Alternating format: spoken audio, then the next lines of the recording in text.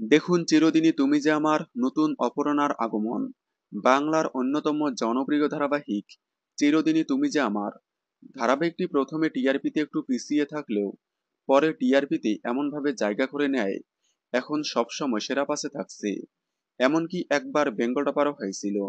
এসভিএ production হাউজের দুর্দান্ত প্রেজেন্টেশনে সবার মনে জায়গা করে নিয়েছে চিরদিনই তুমি যে আমার।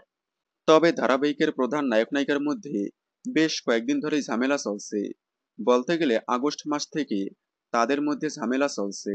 ধারাবাহিকের প্রধান নায়িকা দিতিপ্রিয়া রয় নায়ক জিতু কামালের সাথে ঘনিষ্ঠ শুট করতে নারাজ, যার কারণেই ধারাবাহিক ছেড়ে দেওয়ার কথা উঠে এসেছিল অভিনেতা জিতু কামালের। কিন্তু পরে সবকিছু মেনে নিয়ে আবারও ধারাবাহিকে যোগ দেন তিনি। কিন্তু এবার আর শেষ রক্ষা হলো না। এবার ধারাবাহিকের নায়ক নয়, ধারাবাহিক ছেড়ে দিলেন ধারাবাহিকের নায়িকা। গতকাল মিটিং হওয়ার পর ধারাবাহিক ছেড়ে দিয়েছেন তিনি। তবে এবার ধারাবাহিকে কাকে দেখা যাবে, কে হবে নতুন অপর্ণা?